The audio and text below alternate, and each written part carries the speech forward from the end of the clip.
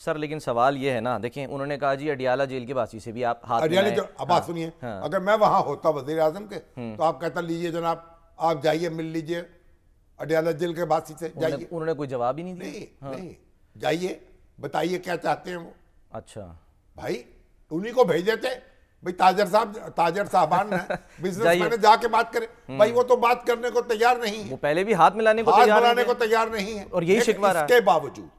اس کے باوجود وزیر اعظم کا ہاتھ بڑا رہنا چاہیے. سر ٹھیک ہے بات، قوم کے سامنے یہ بات بار بار آئے کہ ہمارا ہاتھ بڑا ہوا ہے، اسے جھٹکا جا رہا ہے، اس کو رد کیا جا رہا ہے. وہ پھر سب نے جو بھی مسئلہ تھا اور ان کو بھی خدا خوفی ہوگی نا، کس مشکل میں پڑے ہوئے ہیں، کس مصیبت میں ہیں، کوئی چین سے تھوڑی بیٹھے ہیں ہمارے خان صاحب. ایسا ہی ہے. ان کی جو مشکلات ہے نا، ہمارا ان کا تعلق رہا ہے برسوں محبت کا، ایسا ہی ہے، انسیت رہی ہے. ان کی جو مشکلات ہیں وہ بھی ہم ان کے دعا کرتے رہتے ہیں ہمیشہ ان کے لیے. بھائی ان کی مشکلات کم ہو جائیں، ان کی مشکلات کم ہو جائیں، یہ بھی اسی طریقے سے اپنا کردار ادا کر سکیں، ملک کو جوڑ سکیں، قوم کو جوڑ سکیں. تو ہاتھ تو بڑے رہنے چاہیے، ان کو بھی بڑھانا چاہیے، ان کو بھی بڑھانا چاہیے. آخری سر اس موضوع کا سوال کہ وہ اپنے فیصلوں میں، یعنی یہی کہا جاتا ہے نا کہ جی وہ کسی اور کی طرف دیکھتے ہیں وزیر اعظم، تو حکومتیں کسی اور کی طرف دیکھتی ہیں. کسی طرف نہیں دیکھتے، وزیر اعظم اپنی طرف دیکھتے ہیں اور اپنی ناک میں دیکھتے ہیں. وزیر اعظم جو ہیں ان کی خوبی یہ ہے کہ وہ کام پر یقین رکھتے ہیں، وہ نظری بحثوں میں نہیں الجھتے. وہ فرقہ باز مولوی نہیں ہیں کہ نور بشر کے جھگڑوں میں الجھے رہے. وہ کام کرتے ہیں. اور یہ بات بتاؤں، اس سسٹم کے اندر ان جیسا کام کرنے والا دوسرا کوئی نہیں ہے. اور پاکستان کو آج اس طرح کے کامی کی ضرورت ہے، اس طرح کے مزدور کی ضرورت ہے، کوہکن کی ضرورت ہے. جوئے شیرو تیشہ ہو سنگے گراں ہے زندگی، اور زندگانی کی حقیقت کوہکن کے دل سے پوچھ. وہ کوہکن ہیں. تو بات ہے ان کو وہ کھود رہے ہیں پہاڑ، وہ نہر بہائیں گے دودھ کی، ان کو کام کرنے دیں. لیکن امن شانتی، عمران خان صاحب بھی سراخوں پر، ان کی بھی مشکلات ختم ہوں، ان کی بیگم صاحبہ رہا ہوں، ان کو پتہ نہیں کیوں رکھا ہوا ہے جیل میں، ان کا گھر ان کے لیے عذاب بنا دیا گیا. آج عدالت بڑی برہم ہوئی ہے، کہا ہے کہ جی آپ یہ ان کے اور عدالت کا ٹیسٹ کرائیں. یار ایک تو ان کا ہو گیا، اب وہ کہ فلاں لیبارٹری سے چیک کرا لیں، پرائیویٹ لیبارٹری سے. ایک عدالت کچھ حکم دیتی ہے، دوسری عدالت کچھ حکم دیتی ہے. ان کو معائنہ ہو گیا، ڈاکٹر آ گئے، اب وہ فلانی ایکسل لیبارٹری سے کروا لے یا فلاں لیبارٹری سے کروا لے. بھائی وہ خدا ایک کوئی یکسوئی سے فیصلے کیجئے نا. اور آج تو پھر عدالت نے وہ جج صاحب ہیں ان کے اور ابو الحسنات، جی ابو ان کو بھی برہمی کا اظہار کیا. جی سر ان کو تو واپس بھیج دیا سائفر کیس میں، جنہوں نے سزا سنائی. ان کا سائفر کیس میں جو سزا سنائی ہے، ہاں جی قانون کے ضابطے برقرار نہیں رکھے. غصے کا اظہار تو کیا، لیکن آپ یہ اگر انہوں نے جو ضابطے، انہوں نے قواعد اگر اور ضوابط سامنے نہیں رکھے تو اس کا فائدہ تو پھر اپیل میں ہوگا نا عمران خان صاحب کو. تو وہ تو ان کے حق میں کام کیا نا انہوں نے. بالکل. لیکن جو جج ہے نا، ججوں کے فیصلے کے خلاف اپیل ہوتی ہے. اچھا. اپیل میں فیصلے ہونے چاہیے. جج چھوٹے ہوں یا بڑے، اپیل میں جائیں، وہ اپیل میں فیصلہ ہونا چاہیے. اس طریقے سے پریس ریلیزیں جاری نہیں کرنی چاہیے. اچھا. اس لیے عدلیہ کا وقار جو ہے وہ ہمیں ہر قیمت پر ملحوظ رکھنا ہے. یہ بھی دیکھیں نا، ابھی تو میں آپ کو کہاں رہوں یار، جو جج صاحب اٹھتے ہیں وہ کوئی آئی جی کو بلا رہا ہے، کوئی ہوم سیکرٹری کو بلا رہا ہے، کوئی منسٹر کو بلا رہا ہے، کوئی وزیر اعظم کو بلا رہا ہے، کوئی وزیر اعظم کو دمکا رہا ہے، کوئی ان کا یعنی مذاق اڑا. کسی وقت بھی آج کل پڑھتی ہے نا.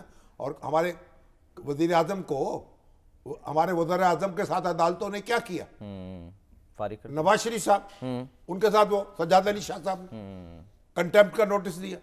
اس کے بعد وہ یوسف رضا گیلانی، ان کو سزا دے دی، 30 سیکنڈ کی سزا. او بھائی چیف جسٹس جو ہیں اب قاضی فائز عیسیٰ، انہوں نے مقدمے کی سماعت کرتے ہوئے کہا بھائی ہم وزیر اعظم کو نہیں بلا سکتے، کیونکہ ہمیں دستور اس کی اجازت نہیں دیتا.